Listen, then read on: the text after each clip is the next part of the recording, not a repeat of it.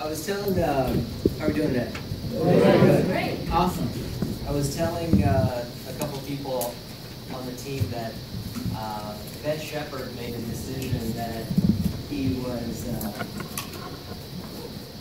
going to start recruiting and building an insurance base.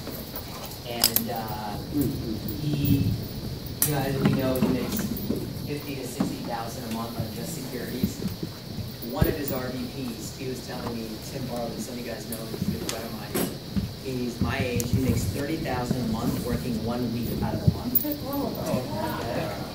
And I've been in Primerica for maybe 5, 6, 7 years. So these people are out there, these crazy people that they figured out they want to make money, they know how to make money. But back to Ben, so he makes a decision that he wants to build a hire. Okay? So he has, I don't know, 100 million of assets under management. That's there. He's moving it into managed accounts. He's getting new securities. But he wants to, what he figured out was that right now he has 211 code numbers. And he needs to get that to 300. And based on the way that, the amount of money he makes per license and his how many of his people get securities license, the volume that it brings in, and his QBI and all that, he's thinking that he could get to $1 million income at 300 codes. So right now, he's really ramping up the codes. I was showing people that, I call myself a recruiter. Now, we haven't been, but I call myself a recruiter. My numbers don't reflect that. And in the contest period, I only got, which is one of the worst ever, I got 28 licenses throughout the team. He's at 38. So he has 10 more licenses than me. Somebody who has admitted from stage they don't like recruiting, really don't even like people like that. Okay? If you ever heard him speak, I don't know if he's exaggerating it or what, but he just always speaks in a monotone.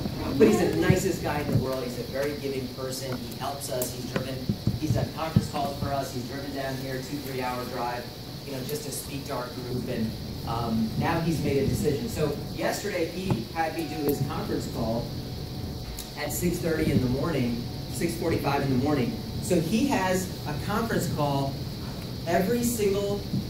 Monday through Friday.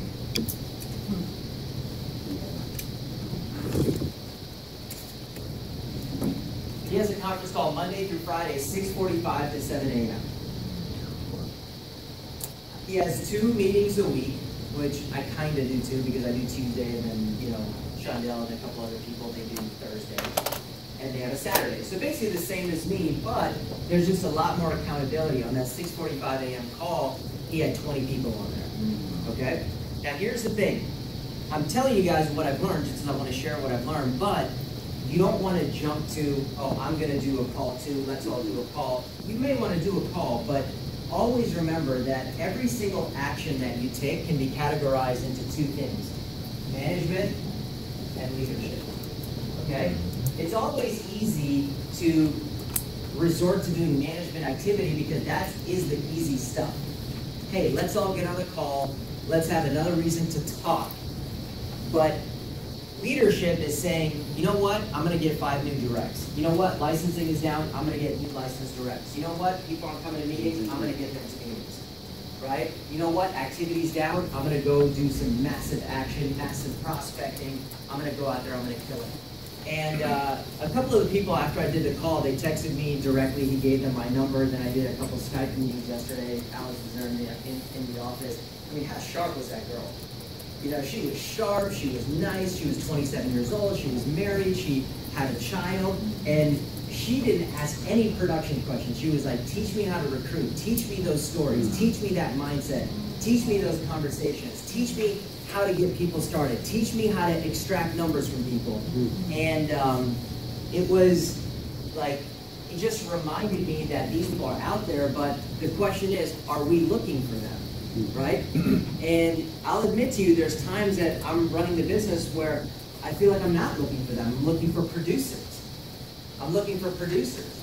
I was talking to Diana. I talked to her for half an hour a couple days ago. I don't remember what day it was.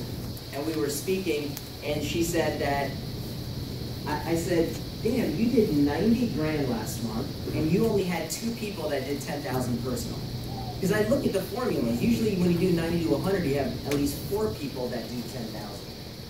And I was like, that means your production is very spread out. And she likes when I say this stuff because she has no idea. She's just like, man, you know more about my numbers than I do. I'm just working all that, right? And I'm like, all right, whatever. So she said that, she goes, yeah, 90 is great, but I don't even focus on the production. I just care about the recruiting. Okay, now I think a lot of us wouldn't admit this, but I think we're backwards.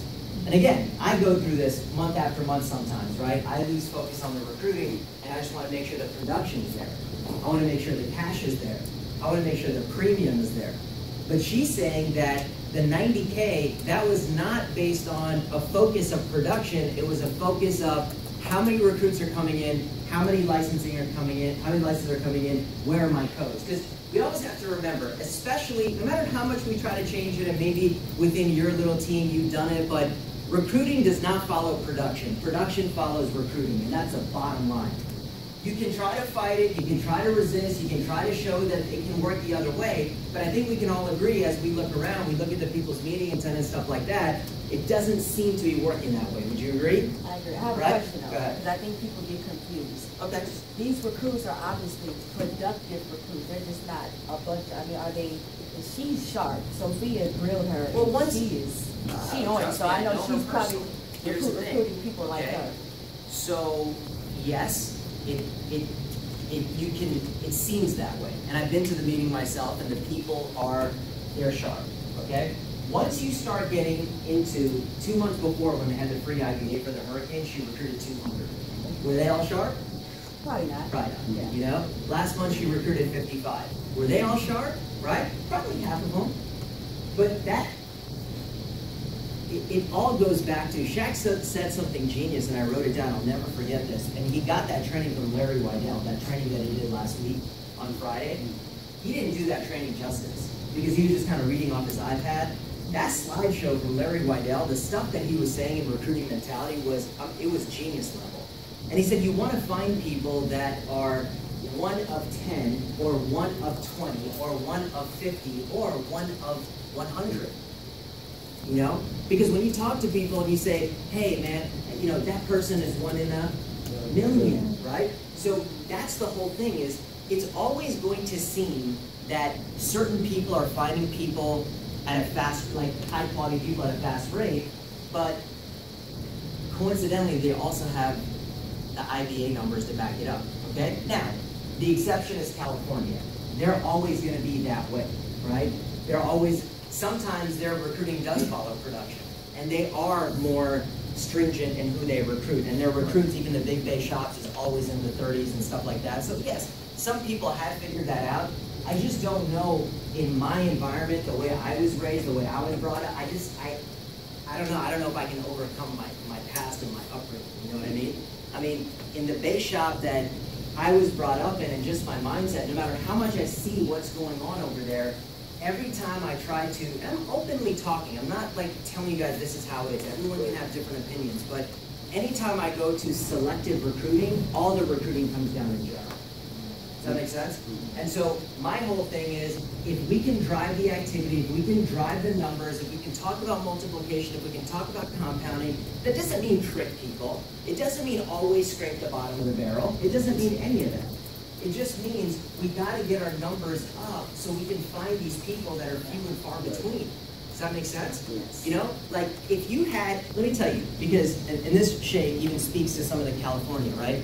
If I go into somebody's meeting and they have, you know, 20, 30 new guests, like when we went to go visit, how many people were in that new orientation at Tanya Poe's office, right? 20 people, that's pretty good, right? Now, if you're getting 20 guests a week on a Saturday in the orientation, let's assume that's 4 times a month, that's 80 new people, right? Even though their IBAs are only at 35, 40, it's showing that they're doing the front end work, they're just being more stringent on who they take the IBA on. I'm not seeing that here, right? I'm not seeing that. I'm not saying, man, we're having 30 guests a week and we only have 20 IBA. That's not what's happening. We're not having the guests and we're not having the IBA. And it's because our shift and our focus must be on something else. I'm not going to say what it is, but if what you focus on grows and this aspect of our business isn't growing, that means that our focus is off. Does that make sense? So we have to realign. We have to realign from just thinking, look, we have great producers in here, and you're always going to do what you're going to do. You're always going to do what you're going to do. I remember when they used to talk about RG3, they were saying that, you know, he's an Olympic level sprinter. He used to run track or whatever. They said that's in his genes, man. If he can't find someone to throw to in the first read, he's going to run, and that's a problem because he was so small. You're going to do innately what's inside you. Your instincts are going to take over. The producers in here are always going to produce. I'm always going to want to make money. You know, Shay's never going to stop writing premium. There's people that are so. But if we can just add more people that you guys can go see to produce with, it's going to make things a lot easier. We got to grow, man. It really is embarrassing as a group where we are, starting with me. Dude, right now, as a base shop, I got 20, 25 max people showing up. I don't even want to exaggerate. It's between 20 and 25. I mean, it's hilarious. Now, what's amazing is that we'll do 30 grand 3 months in a row. Obviously, you know where the income is at. You see the securities production. We have new stories. We have new producers and all that. But here's the thing. I'm always thinking years ahead. At this licensing rate, it's not going to be able to maintain. And here's the thing also in Primerica. If you don't start learning how to have a big attendance, getting your recruiting and licensing going, you are just self-employed in Primerica with a couple people. You know, when I was going through my divorce, my ex-wife was saying, oh, he has this business and he's a business owner. And, you know, when they look at your assets, then they want to know, oh, what's the value of the business? Because now you're getting divorced and you're, right? And so, and there's a reason why I'm talking about this. And when they looked at it, they said, this is not a business. This is not. You file your taxes, self-employed.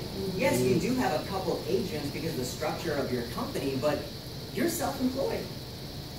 Now, if it was, you know, 40 grand passive income, I'm writing no personal, you know, ownership in Primerica, all that would have been, I'd be sure. But I was able to say, you know, based on the way my lawyer presented it, and it was actually true, even today, this is not a business. You recruit, you know, what, you're getting a couple new licenses a month. That's the thing. If we want to build an equitable business that's really a business, you need multiple RVPs. The business has to be able to grow without you. You got to make the money passively. It's not always you driving everything, and that's a real business. Other than that, we're just going to be self-employed in Primerica. Does that make sense? We're all building a business, but that doesn't mean that we all have a business. And some of us will never have a business. We're in a business. We're part of a business, but we're running it as self-employed because we're so addicted to production. And do we recruit? Yeah, but just enough to get the production that we want. It's not because we're recruiting to get recruits to multiply to have 100 codes, to have 200 codes. Does that make sense? So, dude, as a group, the amount of production that we're doing now, it used to be backwards. We used to over-recruit, and the production used to be low, and everyone used to make fun of us. Now the production has far surpassed. Now we're getting a lot out of a little. Now, if we can turn that little into a lot, what's the new a lot going to be? What's the new production that's going to come from that? That's what we got to do, man. The leaders got to step up, and we have to show, me and Shay were just talking about this in T, we have to show people that it's not hard to bring people, man. It's not hard to recruit people. It's not hard to bring guests. It's not hard to invite. It's not hard to get a couple directs. But when they don't see us doing it, if they don't hear new stories of us, the leaders, going and bringing people, then the newer people are going to think, well, if they're not doing it, they can't do it, it must be really hard. Does that make sense? We got to make it look easy. We got to make it look automatic to people. So, when I was talking to that girl yesterday, when I was talking to Ben, when I talked to Diana, I mean, it's, you know, you think about when you get alignment on your car, the car, it's supposed to go straight, it starts to veer, right? And then you go get the alignment, now it's going straight again. We got to realign our thinking for distribution, okay? Distribution, growth, codes, people, and we're in a great spot right now in the sense that we're not talking about going from, you know, some cute, all we're saying is double where you are right now. 40 people, for me to go from 20 to 40, that's a joke. For some of you guys to go from 12 to 24, someone to go from 11 to 22, someone to go from 4 to 8, but you got to be committed to doing that. It's got to be a daily focus, right? We got to get these conversations back, not just about appointment setting, but the big recruiting base shops, they consider field training to be just as much you finding people for them as you finding clients for them. When we think field training, right, we think, hey, we take this person in the field, we show them a transaction. Other base shops are like, no, field training is going in the field and also getting them a recruit. It is not in the field, it's in the office. How much are we doing that? How much of your time is being spent with a new person where you're teaching them how to build their own team? Where people are watching you do an interview, people are watching you make calls, where you're duplicating the recruiting activity. Again, I think the production is okay. People are taking other people on appointments. Does that make sense? Whatever we're doing, I want to have more of that going forward, but we got to get the conversations back. We have to get our intensity back. We have to get that anxiety we get when we don't have as many people as we need to have, right? Right now, there's no one person that's exploding their attendance, exploding their recruiting, doing 30 recruits, doing 40 recruits, trying to take over. So it's wide open. Whoever wants that recognition, whoever wants that Spotera, right? It's there for you. But we gotta get into the multiplication business. We gotta get into that, okay? So let's go through this real quick.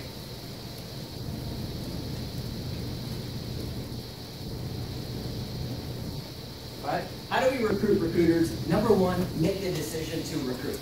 It sounds really basic, but some of us need to leave today. If what I'm saying excites you, if you really want what I'm talking about, you need to leave here today and make the decision to become a recruiter. And what that means is you have some good recruiting affirmations. I attract all the right people to help me. So you make that decision to become a recruiter. Okay? A lot of people let the interview go. I'm not seeing the interview happen as much. Great recruiters usually have a great interview.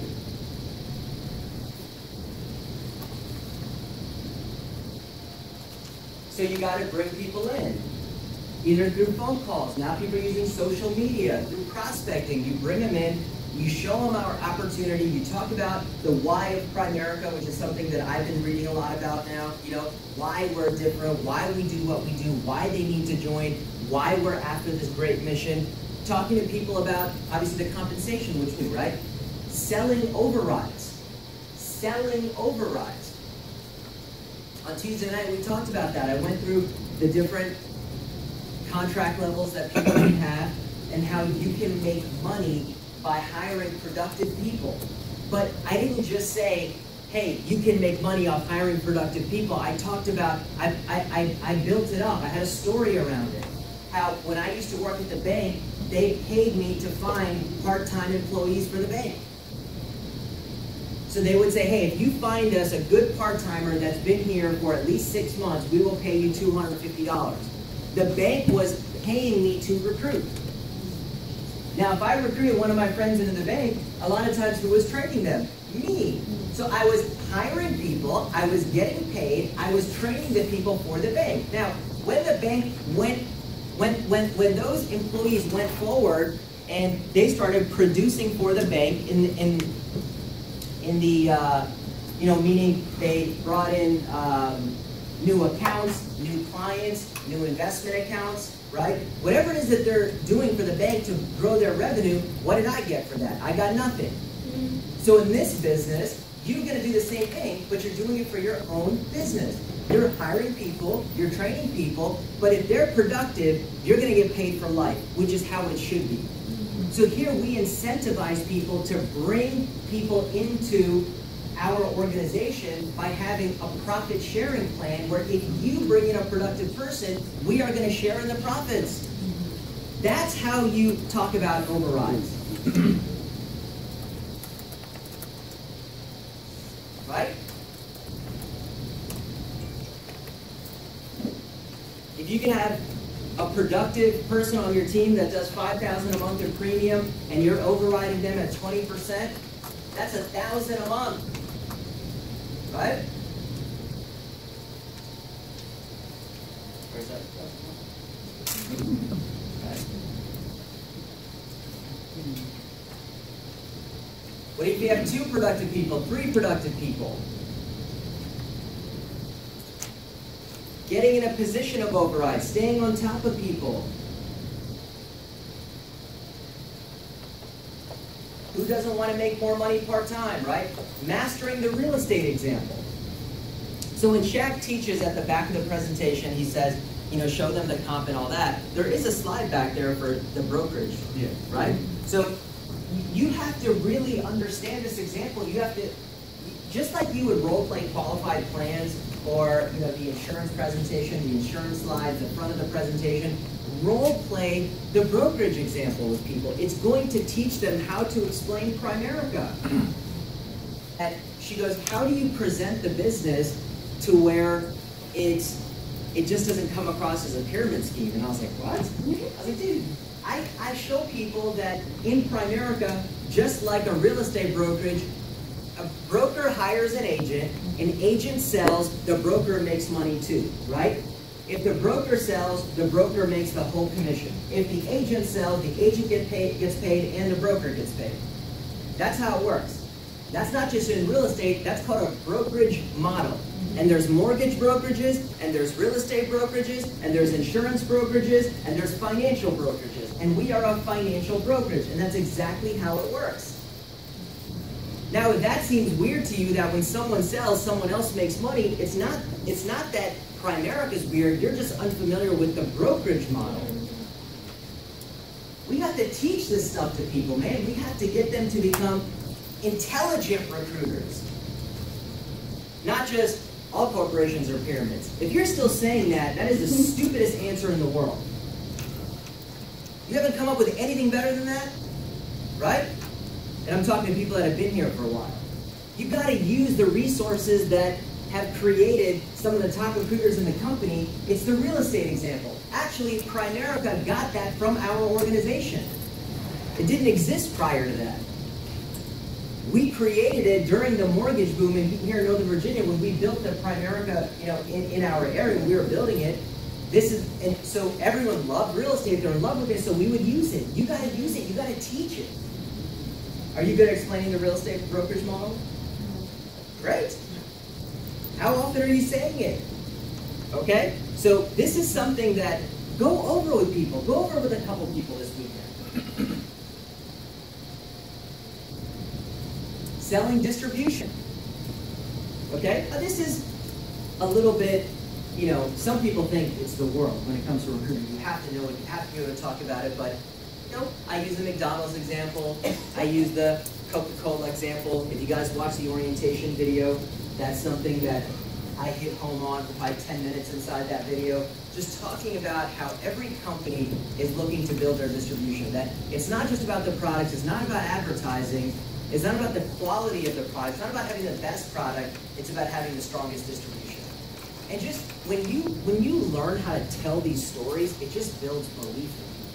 There's a, you know, to get people to go out there and aggressively recruit without giving a crap about what people think, they have to have a level of belief that, you know, just telling people to go and find people, it's not enough. You know what I mean? If we don't tell these stories all the time, if we don't get them jacked up all the time, they're going to get beat down, right? Train on the numbers. How often are we telling people this? Are people still surprised that when they invite 2 people, no one's, you have to invite 10 to get the 4. If you want to get 1, you're going to have to probably invite 5 people. This is very normal. You should be expecting nobody to show up.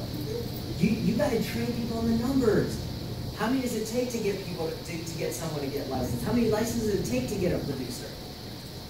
Now in the war market, we know that all those numbers are different, but you got to talk about the numbers when it relates to recruiting. So people have the right expectations, right? Prepare people for rejection. Prepare people for rejection.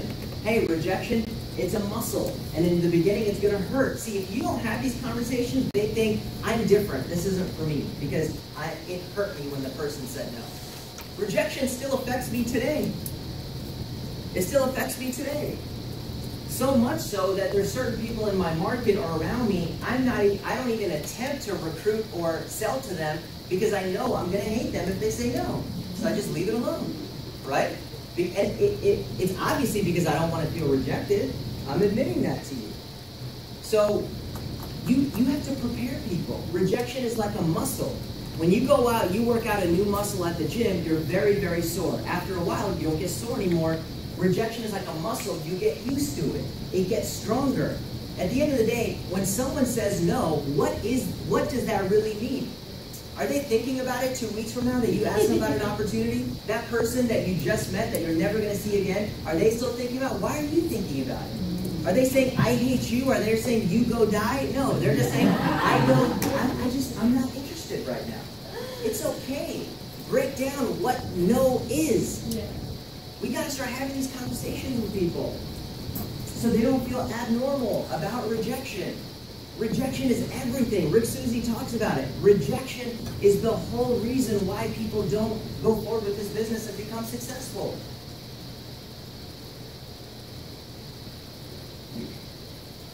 Okay?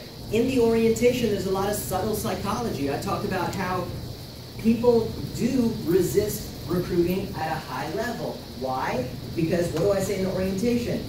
These are entrepreneurial concepts. It's like a language that most people don't speak. Because the logic is what? It makes perfect sense. If this is a language and only 5% of people in America are entrepreneurs, that means only 5% of people speak this language. Of course people aren't going to understand. I'm justifying the amount of rejection that we get. I'm justifying the skepticism that we get. And it is 100% true. That is why people do that. Teach people on how to lead with the opportunity. You know, for a period of time, some people forever, you got to lead with the opportunity. You got to talk to people about your business opportunity. When you meet someone, are you more inclined to talk about your products and services, or are you more inclined to talk about your opportunity?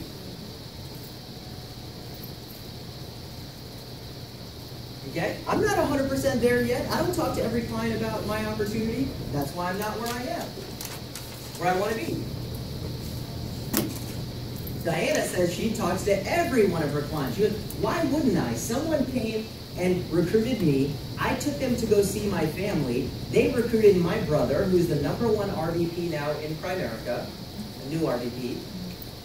I was the #1 new RVP, and my mom is licensed. So I only have, you know, my brother, I think she has a sister too, but they're, you know, so out of my family, my brother's in Primerica, my mom's in Primerica. Why wouldn't I go in and try to recruit everybody's family? My family got recruited, and we're having a lot of success here. Yeah. So the way she sees it, why in the world wouldn't you do that with everyone?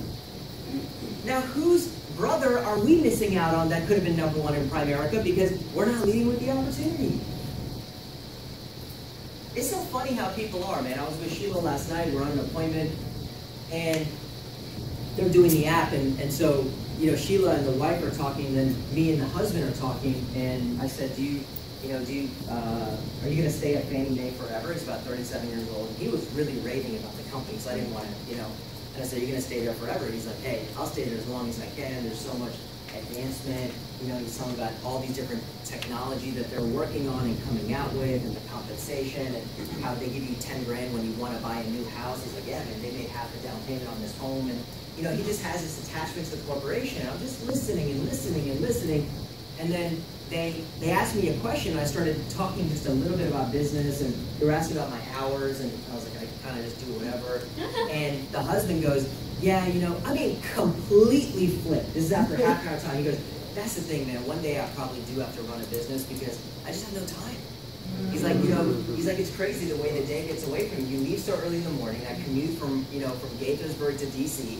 And by the time I get home, I'm with my kids for a couple hours. They got to go to sleep, and I'm like, damn, that's it? So yeah, I think at some point, if I really want to spend time with my kids, probably running my business will be smart. It takes time. People are going to open up, but you got to throw the bait out there. They have to know that, you know, you're open to that, or you want them to be open to that. Okay? We have to throw the bait out there more to get people to bite. Help them double-digit recruit early.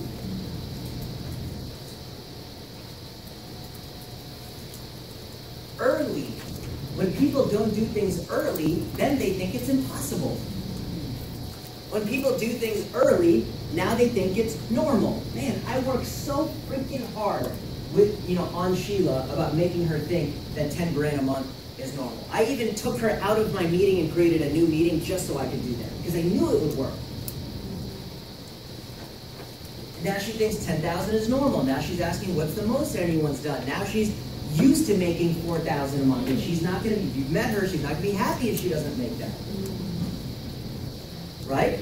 But what's the next step? People in meetings, IBAs, licensed agents, override, cap, secure, everything I'm going to do that with her. Or I'll attempt to, whatever she allows me to, whatever point she remains coachable.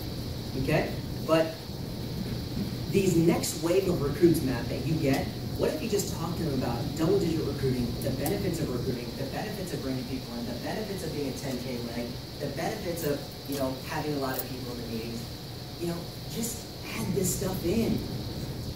The issue with a lot of us is we're already not spending enough time with new recruits. How about this is a new reason to spend more time with them? These are some conversations we can have with them. It's just another reason to spend time with people and develop them and mold them and change them and indoctrinate them. Indoctrinate them with your thing.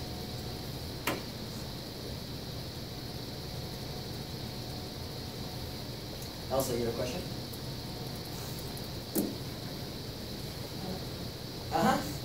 It will come back. Okay.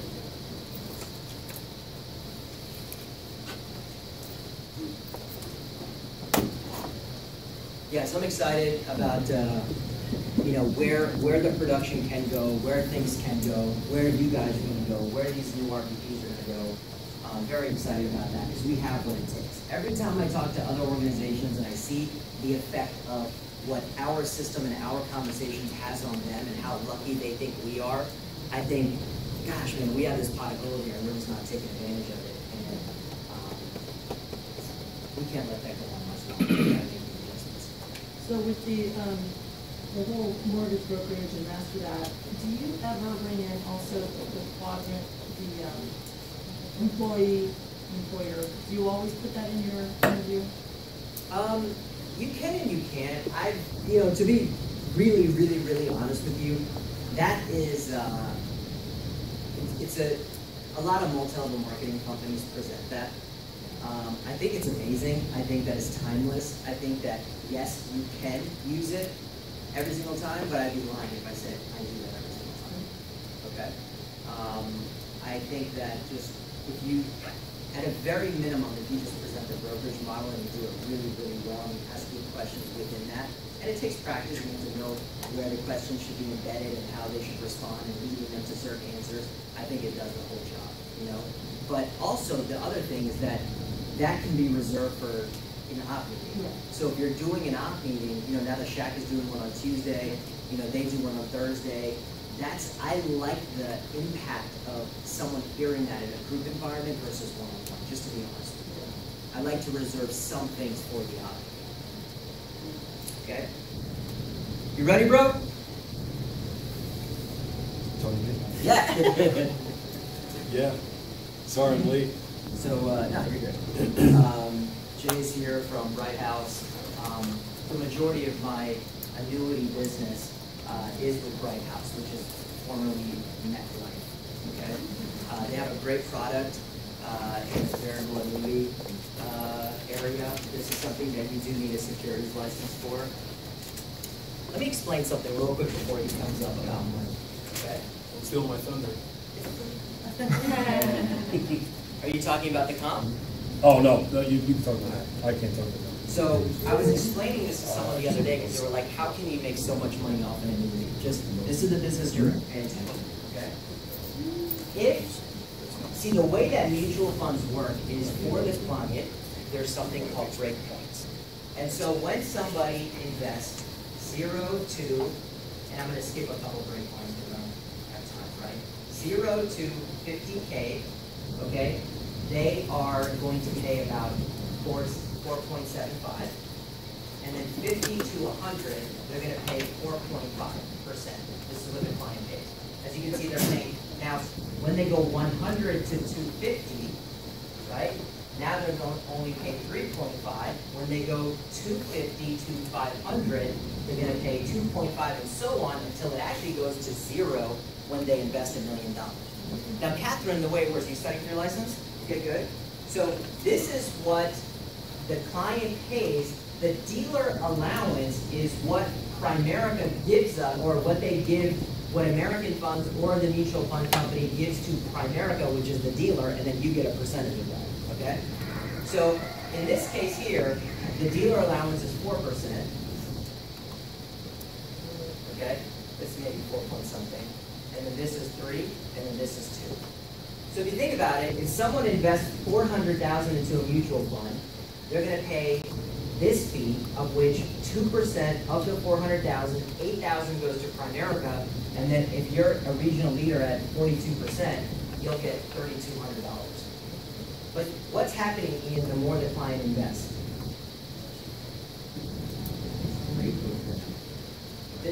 Your commission goes down, because the percentage that the client is paying goes down, which that's the way the business works, and it's fine, okay? If it is appropriate, let me make that very clear. If it is appropriate and the client chooses a variable annuity because it's the best and most appropriate option for them, the dealer allowance stays at 5 no matter how much they invest. Think about that, okay? That means if someone invests $500,000, they're still going to give Primerica $25,000. Now $25,000 at 0.42, now you're making 10 grand versus 3 grand. The dealer allowance stays at 5. Okay? Now, little warning, starting now, I've already gotten 3 phone calls this week. Any trade you do, mutual fund or variable annuity, you're getting a phone call from home office. So you better hope that the calculations you put on your application are correct. You better hope that if you're doing an annuity, that their liquid net worth, you know what it's comprised of. Hey, this 1.29 here, what is that? How much is IRAs? How much is cash? How much is the client making? You're fudging those numbers are out of whack, you're being uncompliant, they're gonna sniff you out so fast. This is not a freaking game right now, okay? And I don't wanna scare people into not writing business, but run a legitimate business, do the right thing for client, go through applications with them, because now, because the DOL rule and all the regulations, they're going to have a microscope on anyone doing big trades, okay? That being said, when it's appropriate and when the client chooses it and when you go through everything, the compensation is the highest compensation product that we have in front of us. Yeah. So. Do you know if that means that they're going to back off on 65, or is it like I have no idea. Why they're doing how I do it? I have no idea. Yeah. I can ask. Okay. So highest compensation product, awesome product when it's for the right person. Good friend of mine, gave them a good amount of business last couple months. I'm excited to get more and get paid more money. Give it up for Rich.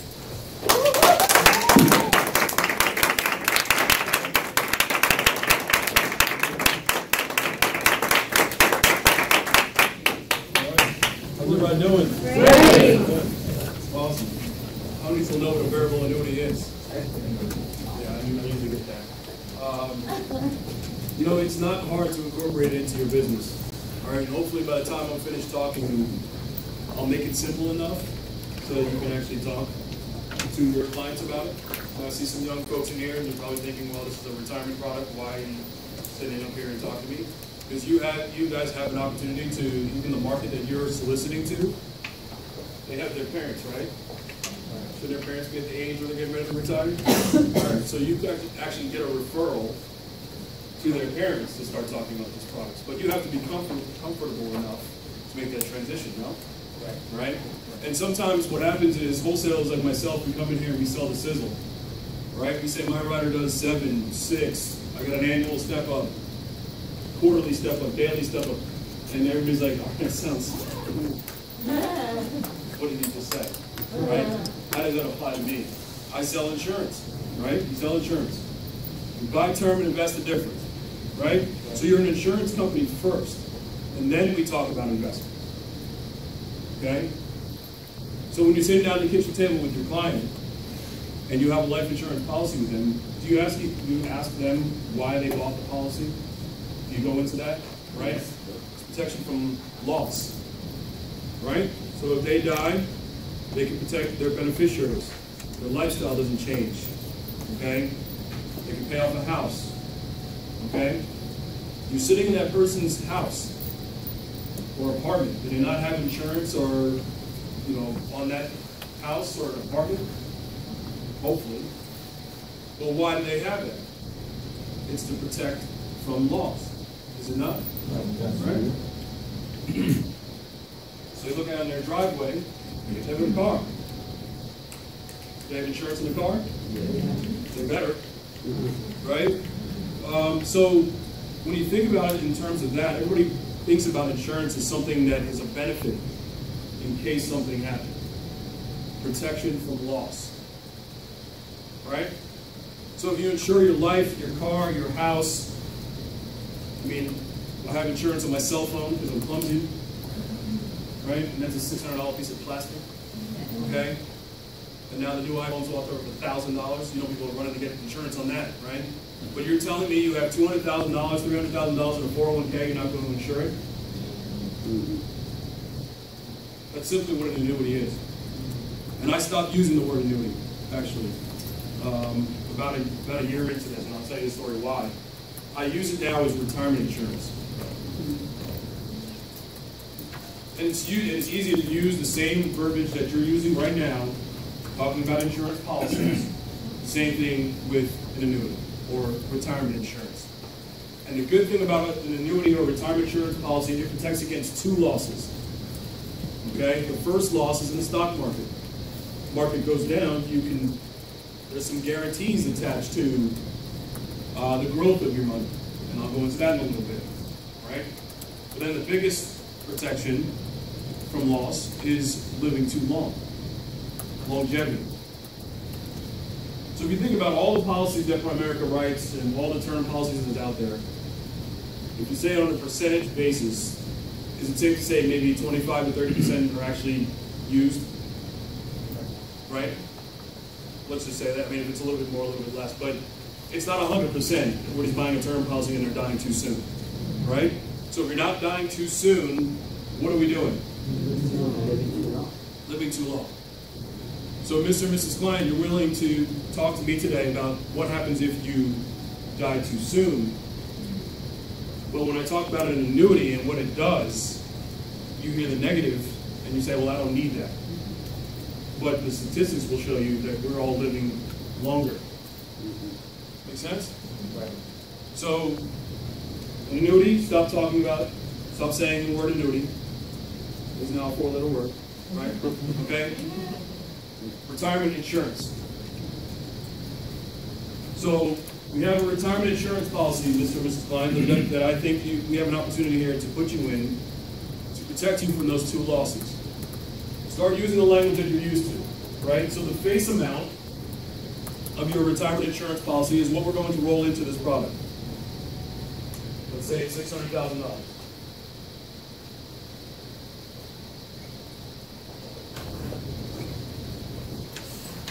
The reason why I wrote two values on there is because the retirement insurance policy comes with two values. It has an account value, and then what I like to call your paycheck value.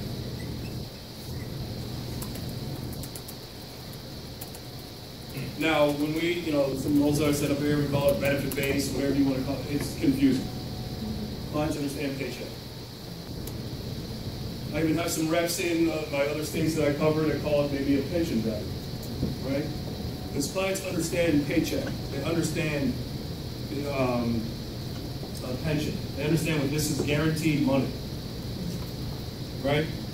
So what I'm about to show you is an insurance policy where the money that you put in, the income off of this policy, will never go down, will never go away. It can only go up. Now, is that something that you're interested in, Mr. and Mrs. Klein, so far? What do you think? Yes.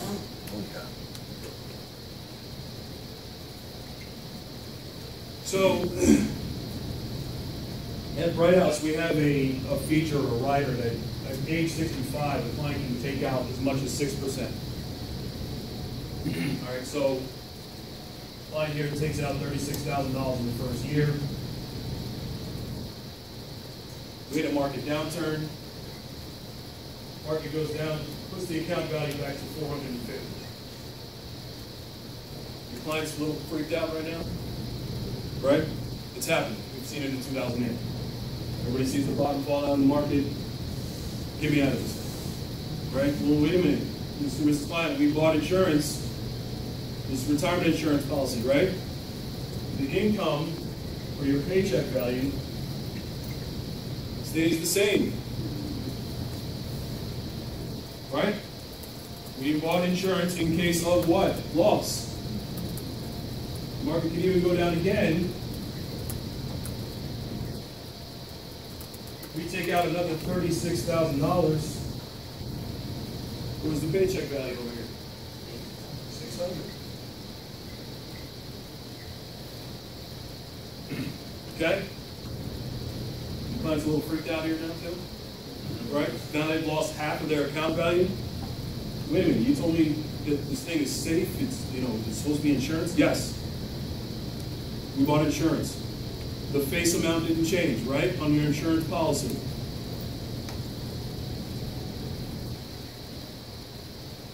Market comes back, brings it back to even.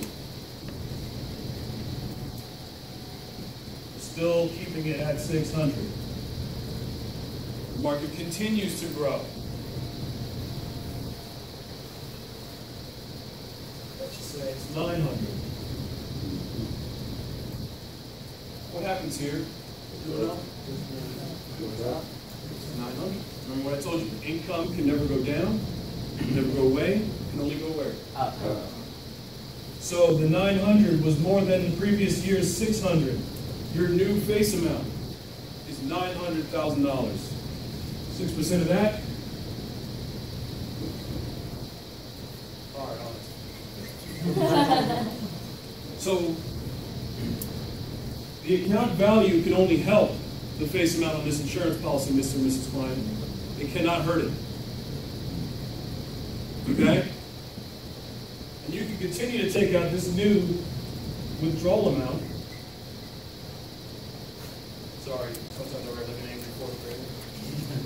You have 400, and you can continue to go down, and just say 200, all the way until you run out of money. Now, if your client had their money sitting in CDs or in the bank, and this happened, what do they do? So they go back to Walmart? Right? I mean, but this is real life. I mean, if you're taking out a withdrawal from your account, you have no real growth, and you're living 10, 20 years in retirement, this is a real thing. But nobody thinks about it in the insurance sense. Remember, we took insurance policy out on if the market goes down or if you live too long. The face amount we locked in at $900,000, right? This goes down to zero. Mr. and Mrs. Client, since the account value went down to zero, your 6% withdrawal now goes down to 4, which was what we started with. But now we pay you that for the rest of your life. You can live to 120. You can expect your paycheck to continue to come. That's retirement insurance. That's how an annuity works. Now, there are other carriers out there that have different bells and whistles, and they call it something else or whatever it is, but is this hard to explain to your client? No. Is the concept easier to transition the conversation? Right? I mean, Samir was just up here talking about role plays. I mean, we actually did this. I had someone come and try to transition going over an insurance policy, right? And after just selling an insurance policy, and just what would that conversation look like to transition into something like this? Is there anyone in this household that maybe requires retirement insurance? I was just going to say, now that we just finished talking about if you guys would assume, what if perhaps the transition did 20, 30 years into retirement, wouldn't you want to be, financially bulletproof, no matter what situation happens. I like that. Yeah.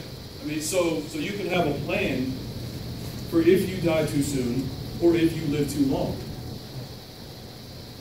Would you like to have a bulletproof plan to take care of both? Now, when you say the word annuity, clients are like, it's too expensive, right? It's too complicated. I don't like the fees, right? When I call it a fee, it's a negative thing. What do we pay on an insurance policy? Premium. Premium is a positive thing. Why? Because it's a benefit. There's a benefit if you die too soon, but you get the money, right? I pay a premium for my insurance policy in case something happens. I don't buy an insurance policy on my car in hopes that I get into an accident, right? Except when I'm on 95, because I don't like that's why it took so long. It was an accident there. It shouldn't have happened, but that's a different story. But I have insurance on my car just in case, right? Same thing with my homeowner's insurance. Flood insurance, health insurance. I buy these things just in case something happens, okay? But you're telling me, Mr. and Mrs. Client, you have $600,000 sitting in a 401k, sitting at the bank, certificate of depreciation, earning no money, right? And you're telling me you don't want to insure it to make sure that it lasts as long as you do? That make sense? All right, so, sorry if I already. Yeah. All right. So let me tell you, I mean, you guys probably have heard this before, but I tell a personal story about why I do what I do and why I got into this side of the business.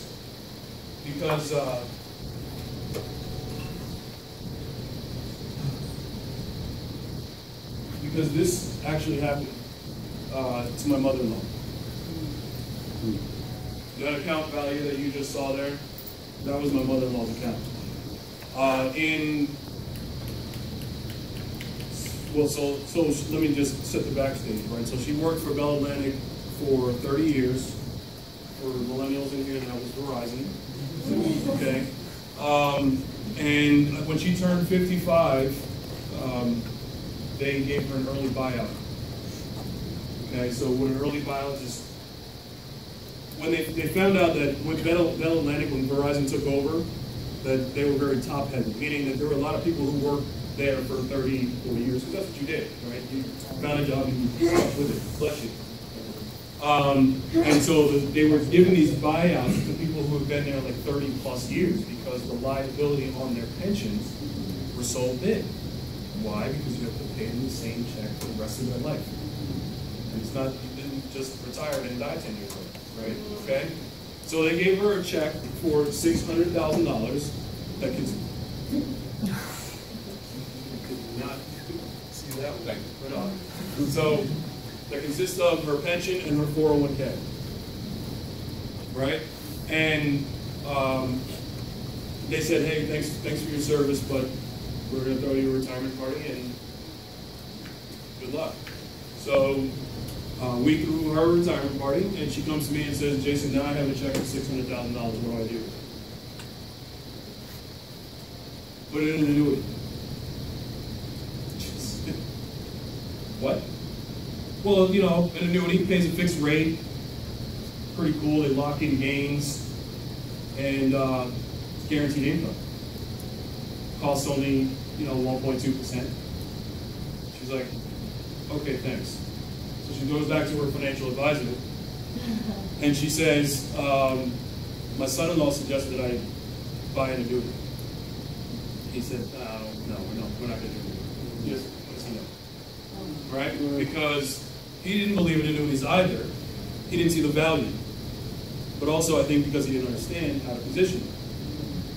They're too expensive, one to change all the time. So he put her in a mutual fund portfolio. He said that you can take out probably 3%, and it has an 85% success rate that will make it past age 85. All right, so I get on a plane every week. So if you just looked at this side of this mother-in-law's account. So she was the one who had 600, the next year 450, the year after that $300,000. there was nowhere to hide in 2008 and 2009. All right, interest rates were going down, so you couldn't get a good CD to hide, right? And then the stock market obviously lost money, so should I go back to work? Right? Should I go back to work? So think about this. You just threw a retirement party for yourself like 3 years ago, and then you have to go back to work because you lost half of what you were supposed to live off of for the rest of your life. That 85% chance of success now is like 0. People know when they want to retire, or they think they know when they retire, but they don't know what market they're going to retire in. So if I'm someone who's taking the risk of retiring at the all-time highs of the market, I'd rather have insurance knowing that if something does happen, I have protection, right? Retirement insurance. Oh no, by the way, it was 2008, so it was the housing crisis, so she lost all of the equity in her house. She sold out enough to pay off a couple bills, give some to her son, and then she moved in with me and my family down in Charlotte, North Carolina, which is also why I travel 100%. So, and again, another story for another day. But this is real. How many of you have the same family situation that might have been prevented if I would have said the right thing to her? Because I blame myself for that happening. Because I did not, I'll get to your question, I did not position it as, this is retirement insurance in case something happens to you. What I said was what every other wholesaler does when they stand up here and they say, we've got 6% withdrawals at age 65. Your benefit base is only going to increase by 5% if you don't take a withdrawal, and it has an annual step up, and everyone's, right? That was me. And I realized it's not that complicated to sell these products. And I should be actually busier than I am right now. Not to say that I'm not, and I'll show you what in a little bit because I have a slide I want to show you. But given where we are right now in the market, this is the time to talk to your clients about retirement insurance. So don't be afraid to sit down, because I don't want you to leave money on the table. I don't. You go in there, you get a life after. Like that. Learn to transition into retirement insurance. Ask for referrals. Hey, do your parents have retirement insurance? Have they heard of that? Retirement insurance, what is that? Right? I think I should sit down with them and talk to them about retirement insurance. We've insured you just in case you died too soon. What if they live too long? Make sense, everyone? Right.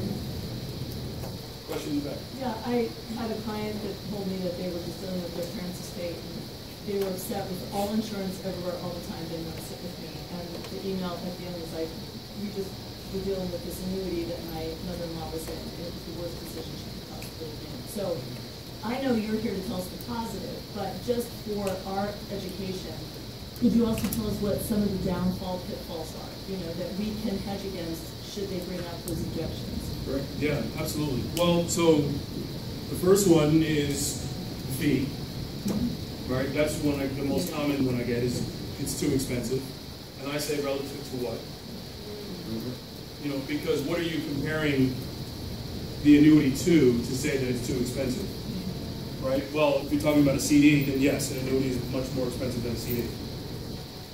Right? But that's why, again, using the terminology that you're used to, okay, I pay a premium for my life insurance policy. I pay a premium for my car insurance policy. This number here is your premium for your retirement insurance policy. Right? My industry has to call it a fee. Sorry, we can't call it a premium. I wish I could. I think it would be a lot easier. Because everybody would see a benefit of my product than as something that's complicated and expensive. But if you took, so 1.2% of $600,000, right? Somebody would calculate whatever that number is, right? Think about it in terms of a term insurance policy, okay? And what is your premium on that term insurance policy? Per month, per year, right? See what the percentage is of the face amount. It would always be similar. right? That's your cost of insurance. Does that make sense to you? So, but again, I call it a premium, or I'm sorry, I don't call it a premium. The insurance world calls it a premium. It's a benefit. I don't mind paying the premium. As a matter of fact, I had a rep tell me that the client sitting at the table was going to sell them their TV because they needed to make the premium payment on their insurance policy. True story. Now he said, well, they were coming into some more money, but at the time they knew the importance of that premium payment. They were willing to sell their TV. Right? You're willing to sell your TV to make a premium payment, but you don't want to pay a certain percentage to ensure that the income of your retirement insurance never goes down, never goes away, and can only go up. It's a mindset at that point with the client. And it's all how you say it. So that's number one, the fee. Of course, the different bells and whistles. All right, I'll get into that a little bit. I guess the second most common objection I get is, it's got an 8-year surrender charge. I've got to lock my money up for 8 years. Did we not just buy you a 30-year term policy? So whatever it is, 20-year term policy, you have to pay for 20 years. 10-year term, you have to pay in for 10 years. Right? If this is a long-term investment, this is for your retirement. This is to guarantee income for the rest of your life. It is a long-term investment. We should not treat it like a savings account where, I'm just going to take a couple grand here, a couple grand here. This is a plan we're putting together, a bulletproof plan. This is money that should be set and forget.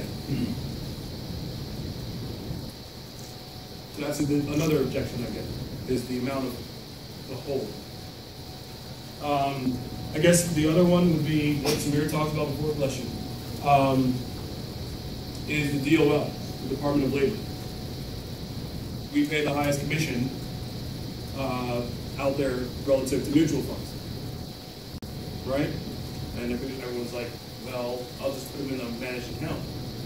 Because a managed account pays, it's maybe a 1% fee.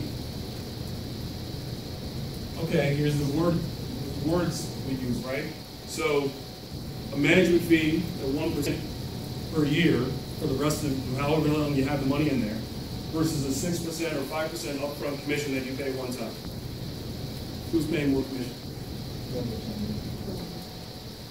Right? But it's all how we look at it. Right? So if you are doing the right thing for your client, you have nothing to worry about. Okay? If, Primerica puts the tools in place that says that you can't put more than 65% of your net worth into an annuity for that reason. So you have access to liquid money. So all of your money is not tied up. Okay? And, yeah, there's a commission on it, but we're not in the business. We're not a charitable business, right? We're not a 501c3, right? Yes, if I identify this product that's something that needs to fit into your retirement portfolio, I should be compensated for it. Okay?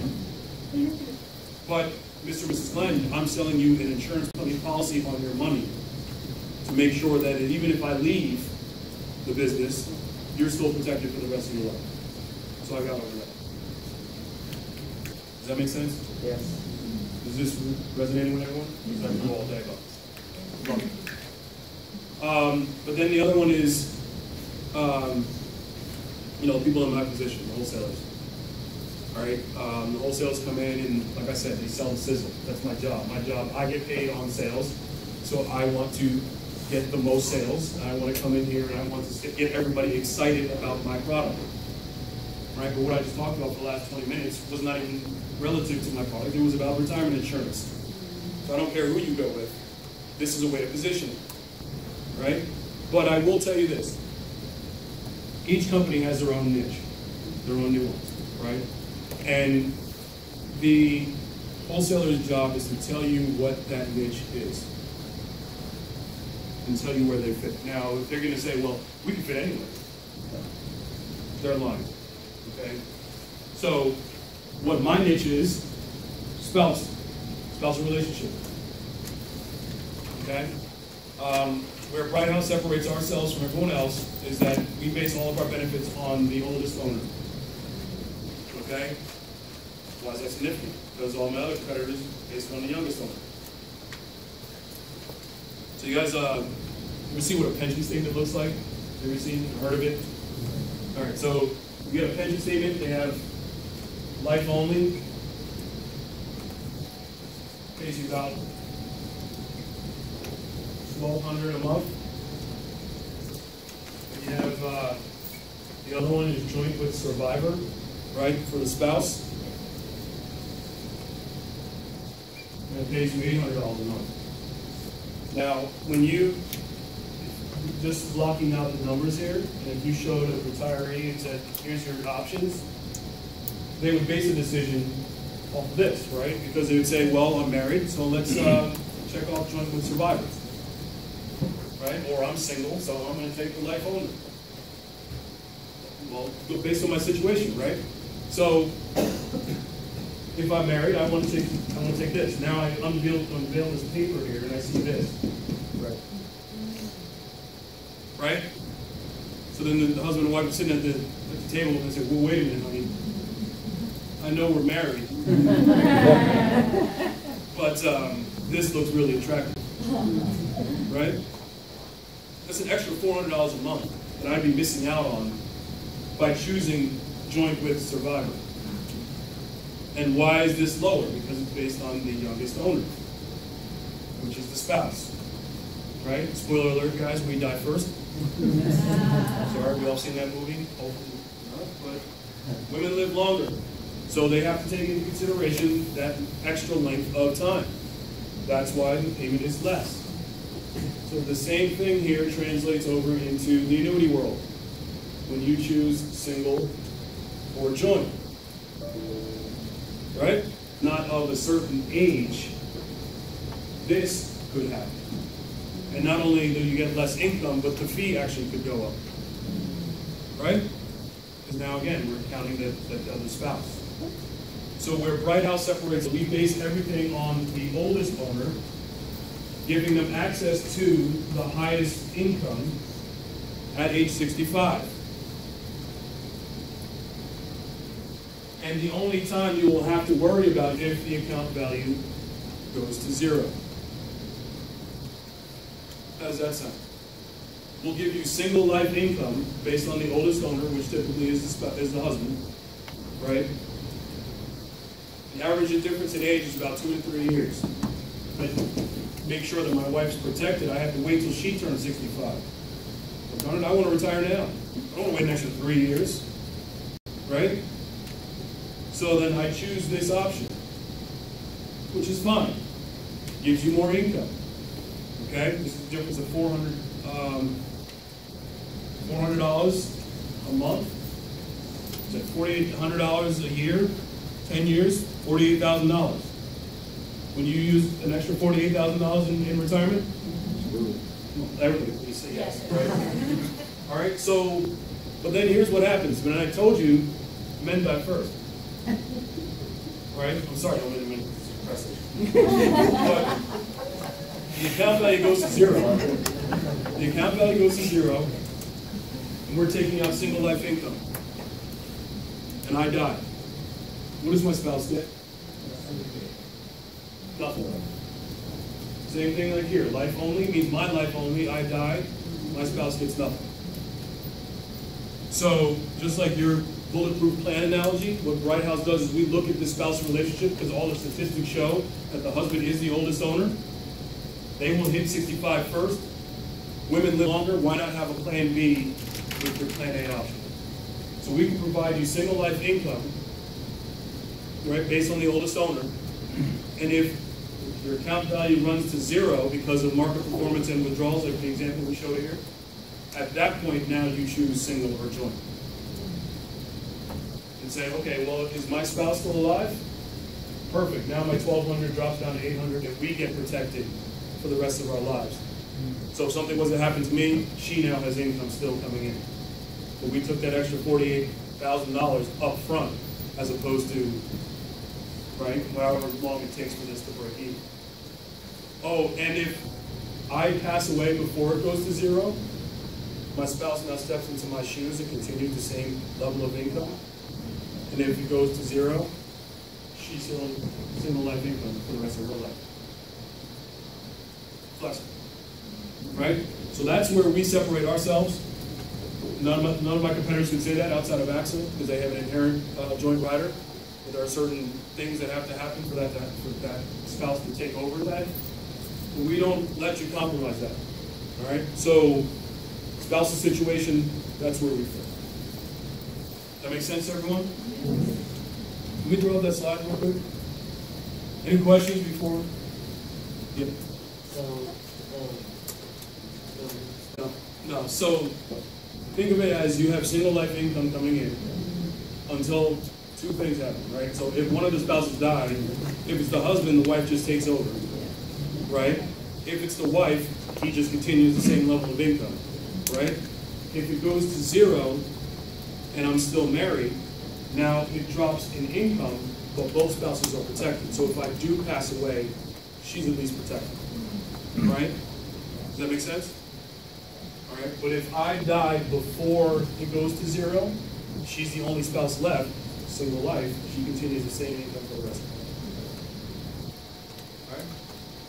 And it would go to zero because they're just living very long. Yeah. Either market performance, the amount of withdrawal. I mean, 6% withdrawal is a lot. Yeah.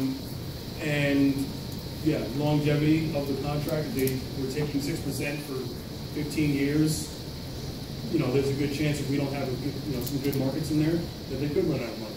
They're only taking 6%, correct? That's all they're taking. So if the market's been 14, obviously Bright House benefits from that, and that sort of pays the difference eventually. Well, no, the client takes advantage of that as well because you can still get out 6%.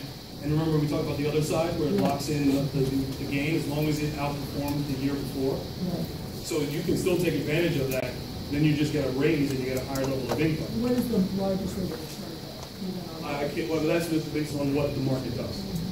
But isn't there a ceiling? I mean, so for example, if you're invested in something, that's what it's based on. So whatever that something is what is it, mutual funds? Is Yes. it stocks? Okay, so depending on the mutual funds that you're invested in, it could be 12, 13, 14%. And that's just straight to the client, or? No, it's straight to the client. We take our fee, but everything gets passed back to the client.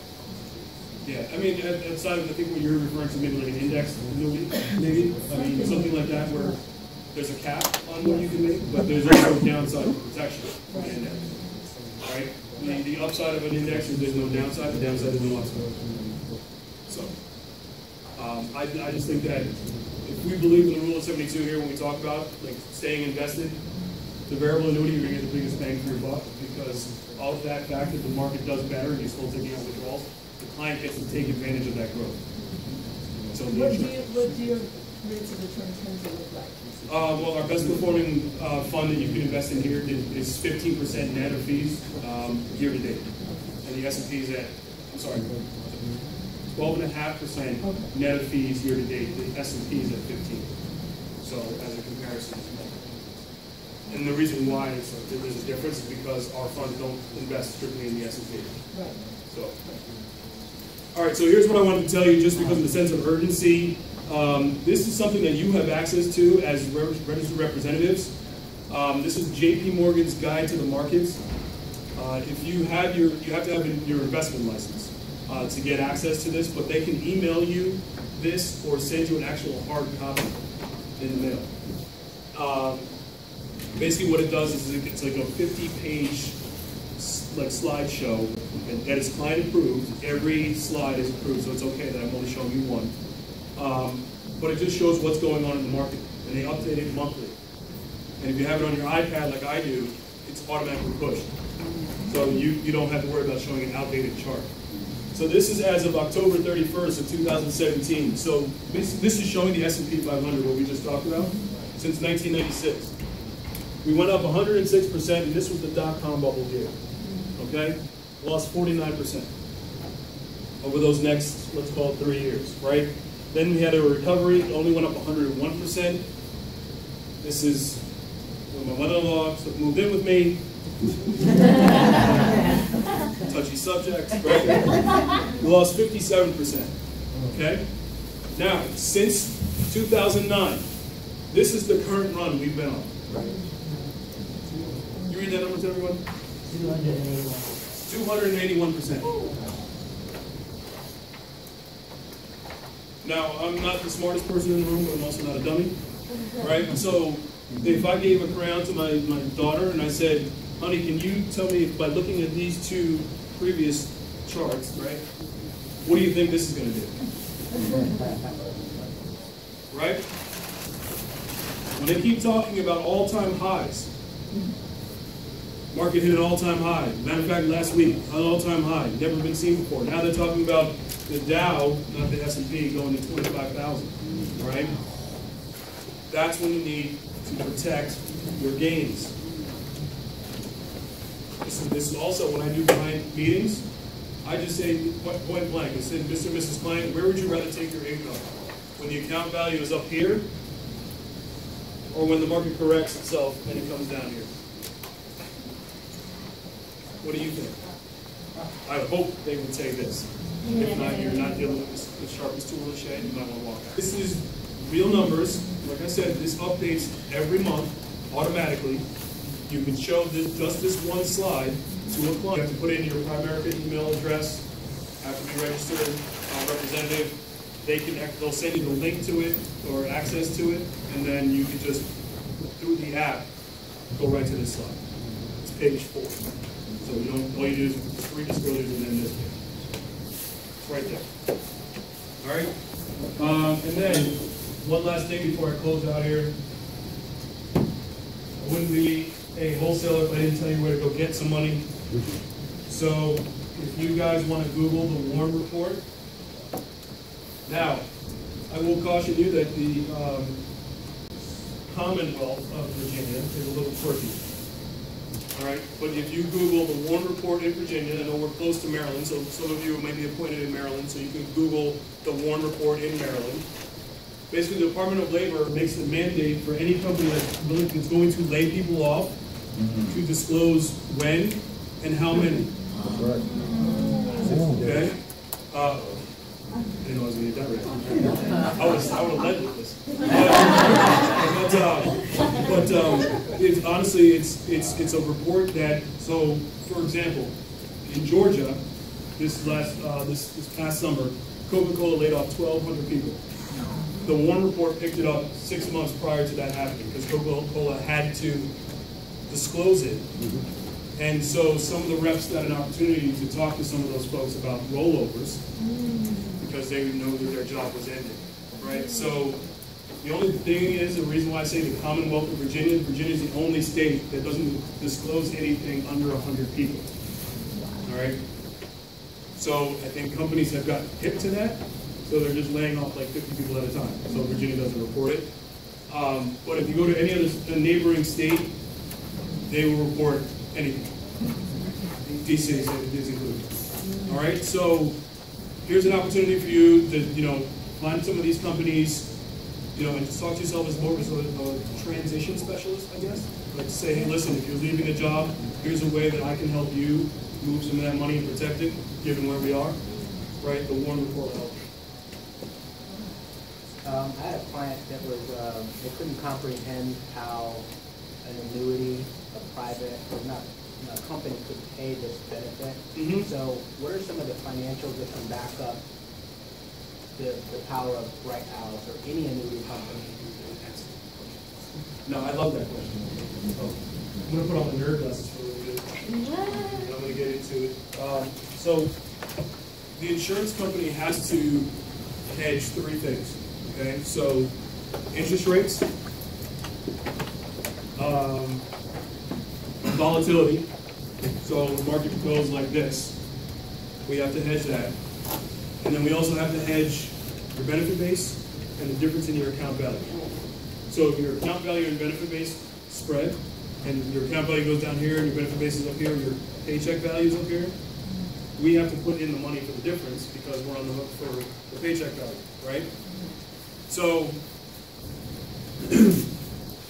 the State Department, all right, the Commissioner of State and NAIC, they require that every insurance company has to have 150% of those guarantees I guess, in cash in order to pay in case that we go under. Okay, so we could just by law, we have to have 150%. All right, Right House their philosophy is 200, so we have 200%. That's just risk management. That's what we look for. So we bag it by 200%. All right. As far as if your clients want to know how stable we are or how big of a company we are, so anybody heard of MetLife? Yeah. That's a good question. Okay, so MetLife was the second largest insurer in the United States. Okay, the spinoff of Bright House, we took $220 billion in assets from MetLife to form Bright House Financial. All right, Bright House Financial is now the number 12 largest company in the United States. To give you a scale of size, Lincoln's 10. Okay, so think about that. We spun off of MetLife being number 2. Prudential was number 1, AIG was number 3. We spun off to be our own company, and now we're 12, 2 behind Lincoln. So you're talking about size, we have size. So we're a $220 billion startup company. And all of the partnerships and everything else that we had over at MetLife, they come over to Bright House, so none of that changes. And as you can see, some of the market retail that we have, it's just established by MetLife, so we still have a vested interest in making sure we both succeed, because they helped us with our IPO. And so from that standpoint, MetLife is still there for us, I guess, if you can say that, but $220 billion in assets, we're not going anywhere. Okay. Does that answer something? Yeah, it does. It wasn't even a Bright House question. It was an annuity question that the client was concerned about how this guarantee being paid out in an annuity. But that does. Yeah. So the state level requires 150%. If you want to be a part of that NAIC, you have to adhere to their laws. So their 150% has to be in reserves in order to pay off. Now, so that's the first fail-safe, right? So if that happens, we go to your reserves. The second one is because we're all part of the NAIC, we would help pay off of some of those debts out of our own pockets. So if our competitor went down, we'd have a certain percentage of our reserves go help to pay them off. It's kind of like FDIC insurance at a bank, right? Except through insurance companies. Why did Bright House spin off from MetLife? We didn't like MetLife. We like Snoopy. We had a problem with dogs. So Bright House spun off is 2 things. The biggest thing is because of the industry. The government put MetLife on the too big to fail tag. Okay, you guys remember that when they talk about banks? Well, somebody thought it was a good idea to go into the insurance company, and so Prudential was number 1, right, by asset size, so they got tagged. AIG was number 3, and they took TARP money, but it was something that was not even a part of their annuity business. But because they took TARP money, they're now tagged as too big to fail. And guess who was stuck in the middle? MetLife, right? So they said, well, we got 1 and we got 3. Number 2, guess what? You got the tag too. So we actually sued the government. We're the only insurance company that sued for that tag because the reason for that is going to your question. So by law, we have to put in 150%. The too big to fail companies would have to put in 300. Okay, so when I told you our pedigree is 200, even though it's 150, we would have to put in another 100% guarantee back behind that for these guarantees. So if something went wrong, right? So that puts us at a competitive disadvantage to a Lincoln, right, or an AXA who comes in and says, hey, we got a new product. We have to put in double the capital to hold the reserves. That's not fair to us, right? So that was number 1. And number 2 is MetLife is now focused on corporate benefits. So they're going more to the corporations for business. Is why they got rid of Snoopy last year. You don't see the blimp anymore, right? Because they don't need the individual consumer to know who they are. Not that they don't want to, but they don't market to the individual consumer. So Bright House said there's 8,000 people turning 65 every day. There still is a need for our products. So that's why the spinoff is just a perfect fit, because now we're underneath the tag of too big, and then now we focus on the individual client. Does that make sense? All right. How much time do we have? Amen. All right, give it up to Jason.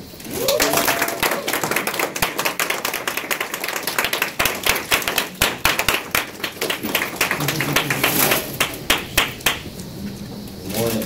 Good morning. Wrap it up real quick.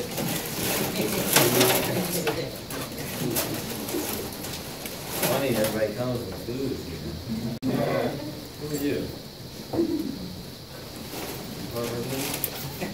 He's here for food. Right here, and Jeff Field stepped right up. I said, okay, it could be really good. You know, so I was talking to me up for a little bit. They have a whole segment that they go for fraud protection, and they know all the scams that are out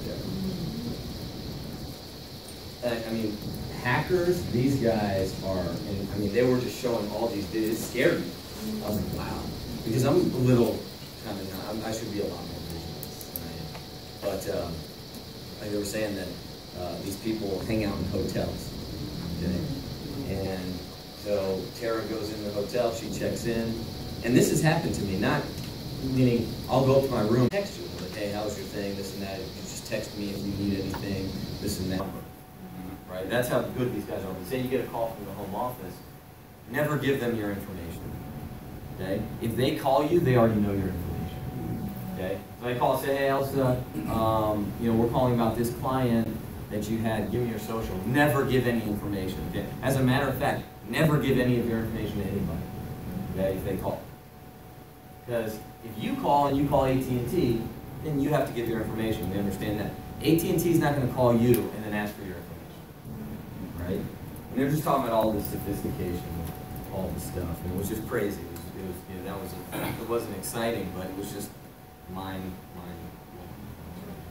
what's out there. It was a good meeting, and I got to hang out with some of the big guys in the company and stuff like that. We have a great meeting coming up on Monday. We're talking about it. And he will ask where people are at. Okay? He already said that. That's why I texted him, because he was just looking at the numbers. And tomorrow,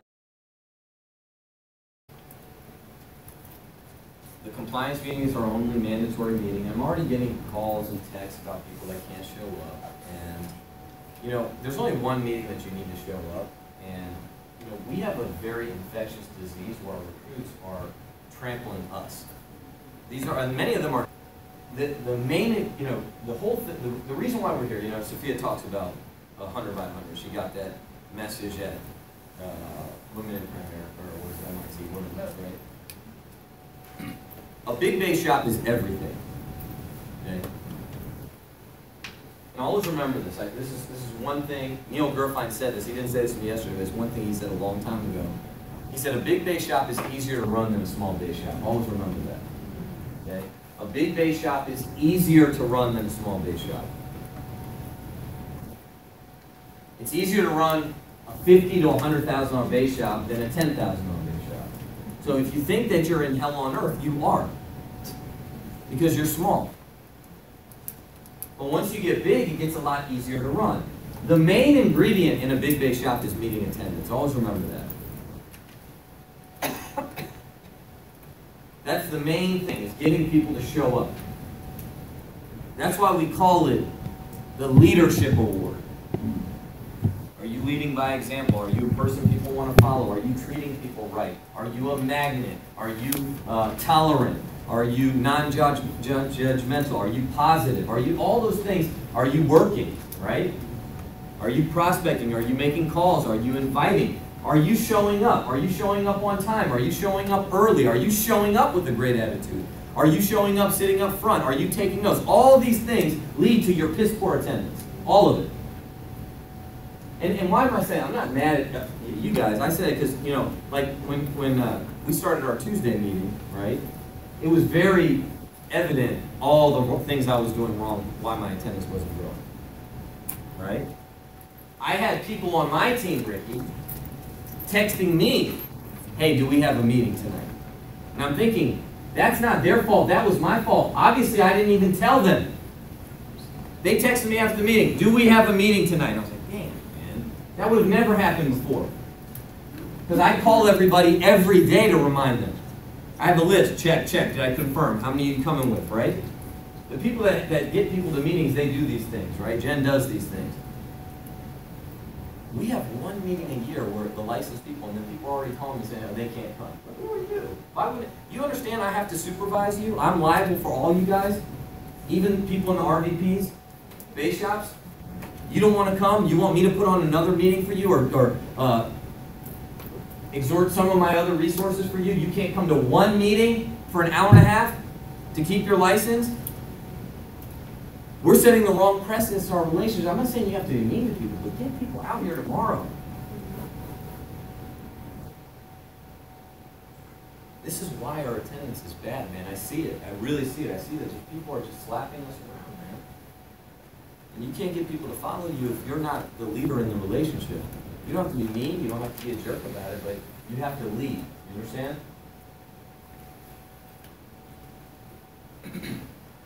Are there some excuses? Yeah, if Anita can't come, I understand. Bring the baby.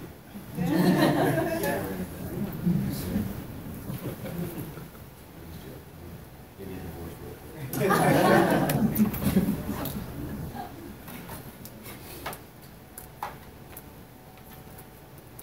We will have orientation tomorrow. We're doing a small conference room.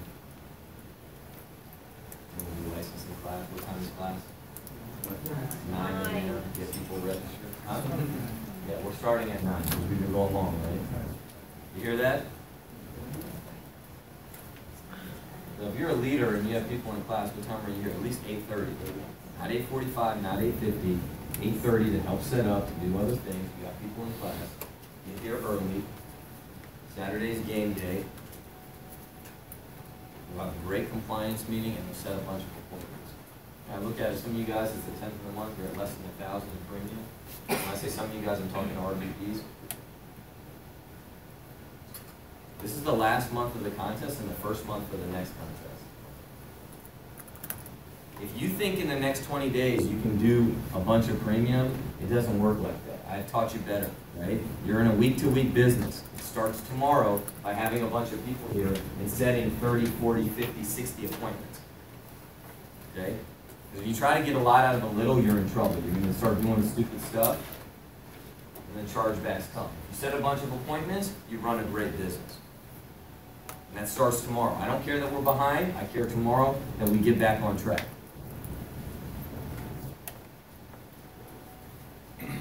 Where are you at for one?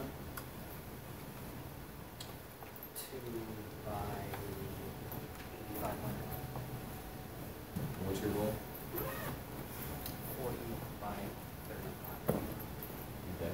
So I just want people to understand like a little bit, because you know when I started and I started getting big, I would look at other targets. That's all I did. I would look at other people that were doing what I wanted to do, and I'd see where they are and where like our base shop, we're at 8,500 too. I think we're at 7 by 8,500, right? And our goal is 30 by 30 this month. So if you want to do 30 by 30, you understand that, right? When the dogs come out racing, they send the rabbit out to pace, right? That's what it is. If your goal is 20 by 20 or 30 by 30, that means you got to do 1 by 1 every day. 10 by 10. A sale and a recruit every 3 days. You can't go 7 days and do a 0. That's why you have to have an urgency to get results, and your work has to be effective. And that starts tomorrow. All right. Well, really starts today. Start setting appointments. Get your week set up. Get everybody here for compliance. I mean, I might just check off the list, man. I might not renew licenses just because I'm tired of it. I'm upset. I really am. I'm just upset. These recruits texting me. Oh, I can't come, can't. Like, fine, you're done. We don't need you. We don't need this license credit. I could care less about that. I want team players. If they have legitimate excuses, that's fine, but everybody else better be here tomorrow, 9:30. All right? Casual dress is fine. For class and compliance meeting, I'm not worried about it. Don't dress like this. No, that's why I came. I want to show you what not to look like. Are you upset?